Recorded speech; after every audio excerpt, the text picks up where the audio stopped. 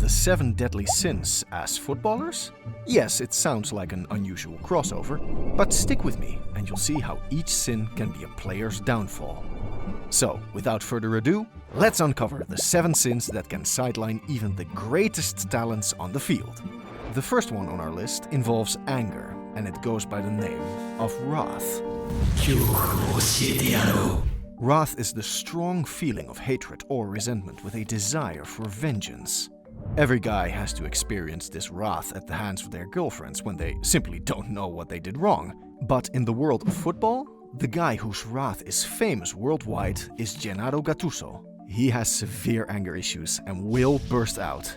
Regardless of his team winning or losing, it doesn't really matter. His time as a player was also criticized a lot just because of this.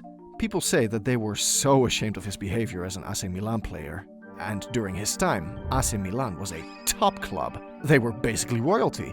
And for someone to call you a topless pitbull clearly means it was you being unreasonable. Exactly this happened in their game versus Tottenham in the UEFA Champions League, where Gattuso acted like a scumbag. He bit, headbutted and burst out in anger, which was very far away from what a player of AC Milan should do. He was not only tarnishing his image, but also the club's. Now, even as a manager, the cases of him bursting out have come forward, where he criticizes the player so badly that they lose the will to play. Some people would support this gladiator-esque behavior, but it's a no-go for most. And quite opposite to wrath is sloth. Y'all probably remember Sid from Ice Age and the sloths from Zootopia. Yeah, this is not that sloth. This one is kind of different because it is a deadly sin. Now, you might be wondering, how can sloth be something so bad that it gets to be called deadly? Well, let me explain. Sloth can be described as the lack of will to put in effort, and according to the Catechism of the Catholic Church, it is the culpable lack of physical and spiritual level. Eden Hazard is a sloth. Well, not literally, but did you see the guy during his time at Real Madrid? He was playing as if he were pregnant with twins. Though it can be said that most of his time in the capital of Spain, he remained uninjured. But that is still no excuse for losing your edge. Hazard was a sensational player, and if you find this hard to believe, just see him playing for Chelsea, Eden Hazard's gone all the way! for Belgium. Lovely ball, Hazard can settle it all here. Amazing, absolutely amazing player, but he just gave up when he became injury prone. He started eating as if the world would be ending tomorrow, and the next thing you know, he isn't the same anymore. Perhaps his motivation to play ended, and he simply wasn't ready to commit to professional football, as evidenced by his own statement, "Don't ask me to run." It was clear he neglected his fitness because there was just too much fun to be had. And he even admitted to returning overweight for pre-season football. You must have heard of people dying from OD, whether it be from drugs or alcohol. On the other hand, when one eats and drinks excessively to the point where it seems like the dude's gonna burst, it is seen as gluttony. Gluttony is yet another deadly sin you should avoid, and the perfect example of it is George Best. Why, you ask? Well, here's the thing. George Best was an Irish footballer who played for Manchester United. He was their best player for 40 straight league games during the 1970-71 and 1971-72 period. And in 1972, he confessed that he was drinking a bottle of spirit a day. He got addicted to it, and the man who is hailed as one of the greatest players even to this date announced his retirement at the age of just 28. The main reason that came out was his addiction to alcohol, and due to this, he had to get a liver transplant at the age of 56, which eventually led to his death only 3 years later. Myths surrounded the legend, as some say that his desire to be numero uno made him go towards the bottle. He couldn't stand being number 2, and now he's 6 feet under the ground. Ain't really a proud feeling being that down below after you die from drinking a lot of alcohol, but it does bring us to our next point. Now, it is said that pride is the foundation of all great mistakes, and there is some truth to that.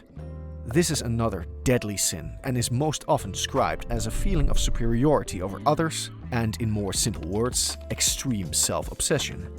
Well, there's also a saying that Zlatan doesn't come to your mind, But instead, your mind goes to Zlatan. With our minds going towards him, let's talk about this cocky player. Zlatan is a Swedish national and he has made his way through numerous clubs, and we can easily say that he's got a lot of experience. In the case of Zlatan, it wouldn't be right to say that this is wrong. I mean, everyone enjoys seeing that player do what he does best, and that is being full of himself. You can see him slapping footballers mid-game and also come across interviews where he appreciates himself and puts himself over the other. For instance, when this interviewer compared him to Carlos Vela, Zlatan gave an answer where he considers himself way better than Vela. Do you still consider yourself the best player in Major League Soccer? By far. Because if he's in his prime, how old is he? Carlos Vela's 29. 29. He's playing in MLS and he's in his prime. When I was 29, where was I? Yeah, you were in Europe. Big difference. But let's not forget that despite the answer being logical, it was still him being proud of himself.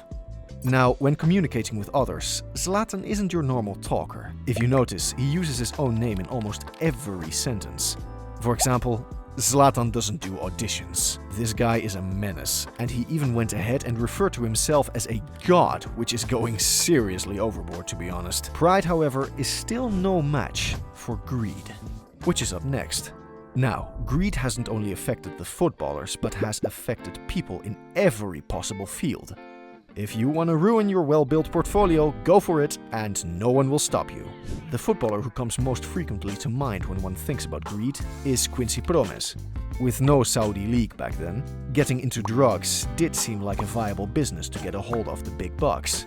Don't worry, it's a joke and this is the last business you should ever think of getting into. Moving on, the Dutch sensation, who could have been generational, decided to throw it all away when the greed hit him. You guys most probably won't be aware that Quincy Promes is now facing 6 years in prison for involvement in the shipment of 1,300 kilograms of cocaine. And also, before sympathizing with him, know that Promes was earning 39,000 euros a week at Spartak with a net worth of approximately 20 million euros. Yep, greed can literally finish you, and you can't do anything about it. It absolutely baffles me that this guy already had so much money and fame, but he decided to risk it all. Alright, just before the last one, we have envy, which is also known as invidia in Latin, and is marked as a craving akin to greed and lust. It manifests as sorrowful or bitter longing for the qualities or belongings of another person, and it creates a divide between individuals. The best example of it is Mauro Icardi, who, well, stole the wife of his very own teammate named Maxi Lopez. It's expected when such actions come from an enemy, but when they come from a friend, it's truly heartbreaking. When this scandal broke out, he was denied entry to the Argentinian national team for almost 3 years, and as an appeal, Icardi came out and said that Maxi wasn't his best friend or even a friend at all, but instead, they were just colleagues who played for Sampdoria. Maxi Lopez had a good family, and they even had children when Wanda left him.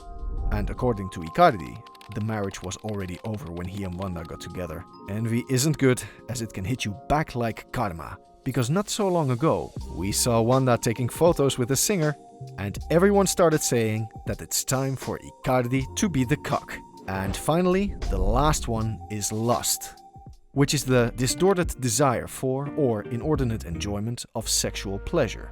When made simple, it's the desire for sex. Well, nothing wrong with a little bit of lust for someone, but things get out of hand when a person decides to cross certain boundaries. The person in question? Dani Alves. Yes, people, the Brazilians are known for their partying lifestyle, and this is how most of them go broke after retirement. Take, for example, Ronaldinho, mansplaining in promotional matches to get some extra dough after spending the fortune he built on girls. Anyway, Dani Alves got accused of SA by a woman when they were partying in Barcelona. The woman had her friends testifying about how Mr. Alves groped and flirted with them earlier that day. These footballers, man. Although Dani Alves could be innocent, but with what we have seen lately, most of the accused are actually responsible. They get rich and think that they can do whatever they want. The victim's charges have seen Alves spending a year in jail already, and he can face up to 12 years in prison. So, was giving into lustful desires really worth it? We all know that it was not. With that, our video about the 7 deadly sins as footballers come to a close. If you think that we missed someone important or any one of these entries is not fair, make sure to let us know in the comments below. Oh, and don't forget to like this video and subscribe for everything football.